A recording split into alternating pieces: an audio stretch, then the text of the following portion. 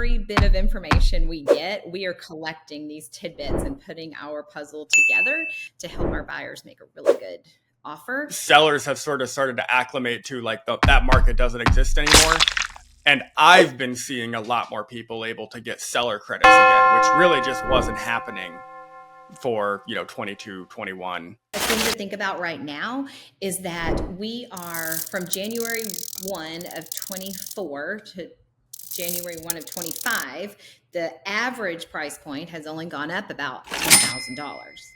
But historically, every year, closings in May will be $50,000 to $60,000 more than they are right now. The homes that are selling the fastest and not sitting on the market a long time are those that do look, no matter how old your house is, as close to new as possible. Good morning, Leslie, and thank you everyone for joining us for our first episode of Coffee Talk with Leslie and Mitch, obviously with Leslie Remy from Astra Realty and Mitch Broderick with John Galt Mortgage Company. We're very excited to our goal with this is just to kind of meet every month or a couple times a month and just kind of review what's going on in real estate around the Collin County area, the Dallas, Texas area, and then also kind of talk about what's going on with the macro trends of the mortgage world. All really exciting stuff. But if you're a home buyer in the market right now, it's all very relevant stuff. So, Leslie, thanks for joining us this morning. I guess where I want to start off is tell me, what are you seeing happen as we're kind of getting through winter in the Collin County area? What's happening with real estate? What are buyers telling you? What are sellers telling you? Yeah, thanks for having me, and I'm excited to get this started. So, here in the Dallas area, we're north of Dallas, the Collin County area, and we are seeing some buyers coming back. We are seeing the fastest trend moving in the luxury market. We are seeing multiple offers now on. I saw one this past week that was $1.3 million and had 6 offers on it. We also have, Wow. Yeah, but on the other end of that spectrum is, were you bringing one of the buyers? I actually was trying to show the property, and the agent was like, "Oh, we got 6 offers and maybe even 8, and we're already under contract." And it had been on the market for 3 days, so we missed out. But that was kind of my first clue of like, oh, we probably need to get a sense of urgency back here. What do you think's happening? What do you think happened there? Is it just the luxury market, or have you seen any multiple offers in lower price point homes in like the average 4, 5, 6, 7 range? Nope, we aren't seeing it there. We're seeing it in the luxury market, where it seems like there's a lot of cash buyers who aren't sensitive to rates and payments and that kind of thing. Our market, where people would be getting most likely loans and then having to contend with, being payment sensitive for their budget, those are where we're seeing a lot of inventory. So anywhere from in Collin County, our current average price point is around $490. So even in our outlying areas, we have some properties in the 2s and 3s. Sure. And those are even sitting. And anywhere that our big mass produce builders are building a bajillion houses, and they are, able to offer lower interest rates, that is really affecting our market of homes in that like 3 to 4. Yeah, well, because we've talked about that before, just one-on-one, where you've kind of told me that even whenever you have listings, there's just so much heavy competition with the new builds because of how rate sensitive people are, payment sensitive, I should say. They're so payment sensitive that if they can buy a brand new house, that they're going to have their rate bought down by the preferred lender or by the builder. It just makes all the difference if the rate gets bought down to the 5 or the 4% or lower. Right. And you're so right to say it. We really should be saying payment sensitive, because of course here in Texas, we have some pretty hefty property taxes, and insurance rates have been just steadily increasing as well. So we just want to make sure that we're getting people into, a home that they're going to be comfortable with the entire payment with, because sometimes we have property insurance, property taxes, an HOA, and either Yep. a mud tax or a PID. And then of course your principal and interest on top of that. So Yep. so that's of course where you come in, and we appreciate you going through all of that, because and I'll tell them before they even get to you that your budget of what you qualify for on your income level is a lot different than what you're comfortable with paying, with committing to that payment every month. Well, and we've seen in the last few years when rates have been the highest they've been for a very long time. I mean, the highest they've been in my life. I think in your life too, actually. Mm-hmm.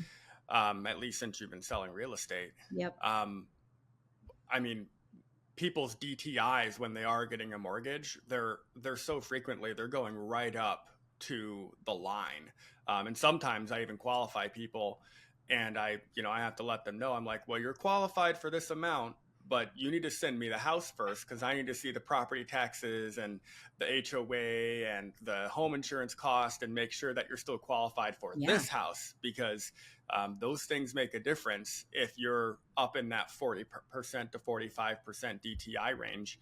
for And sure. some people aren't even prepared for if they're a first time home buyer, especially they're not prepared for what the mortgage payment actually is going to be when you factor in what those ancillary parts of the payment are. Question for you on just what's happening in your market, buy and sell wise, because you mentioned you're not seeing the multiple offers on kind of the normal price point or the average price point. Mhm. Are you seeing it sort of as a balanced market, or whenever you're putting offers in, are there negotiation strategies that are helping that are more kind of buyer advantageous?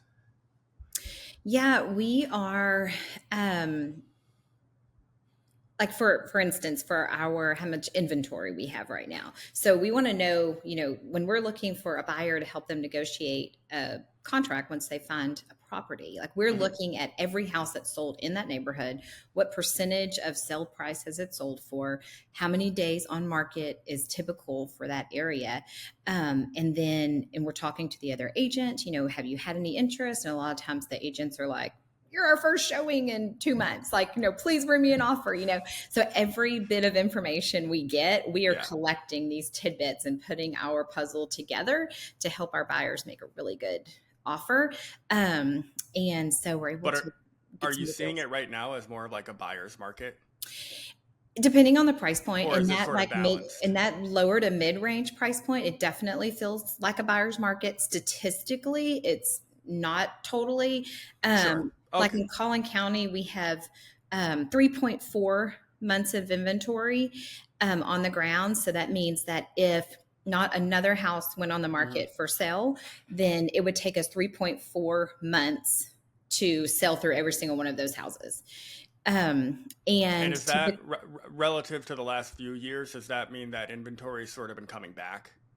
Yeah, it's been Yeah. steadily increasing over the last few years. Um, and over four, like 4 to 6 is what they consider a neutral market. And then anything over 6 would be a buyer's market. But Okay.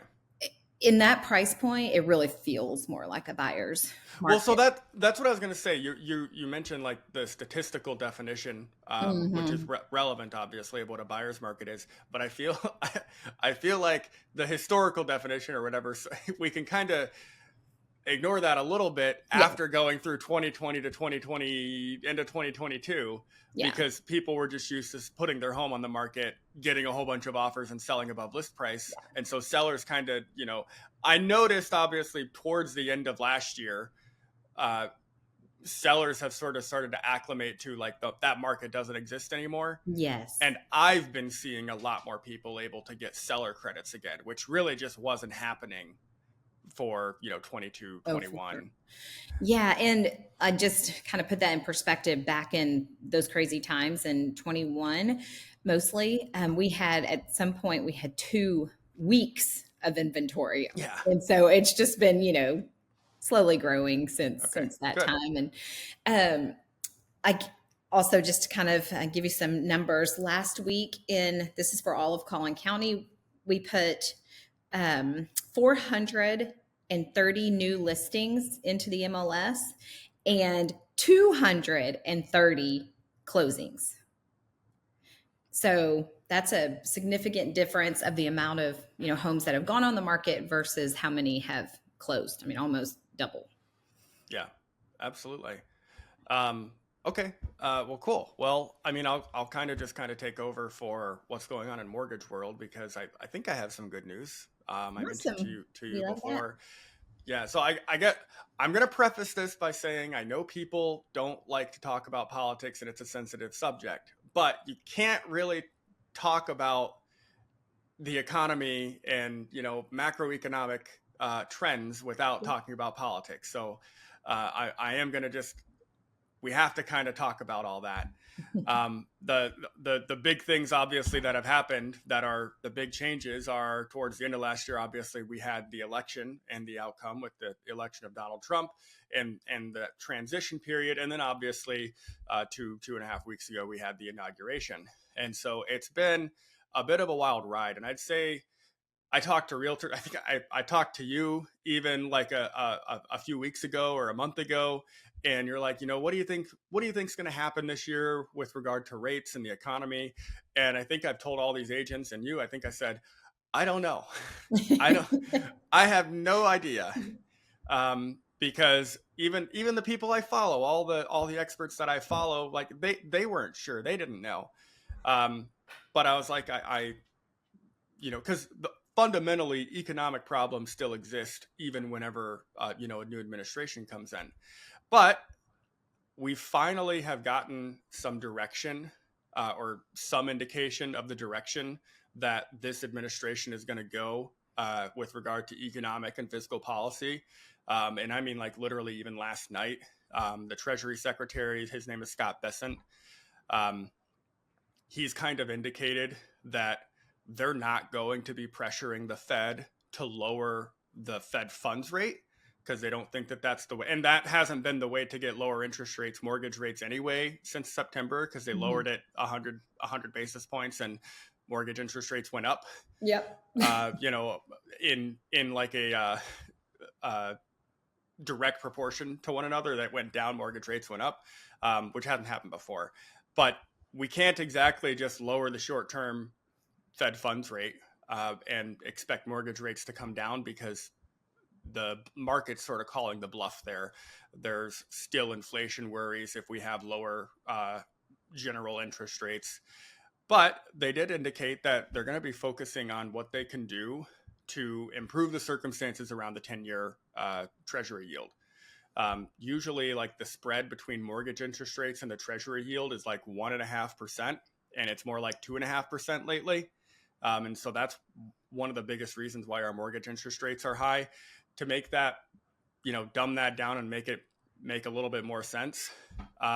Yes, please. The focus is if we can get the fiscal situation of our, federal government under control, meaning if we can stop spending carelessly, if we can work our way to a balanced budget, if we can cut waste and basically do what the Department of Government Efficiency is supposed to do, or DOGE, then that's going to have the impact of making the circumstances for lower interest mortgage rates occur, which is pretty unprecedented for a president to kind of state that they're focused on, because he's not saying we're going to use policy to try and get interest rates lower, like monetary policy to get interest rates lower. He's saying we're going to clean up our house, and we're betting that will improve the economy. Yeah. And so I'm on board with it.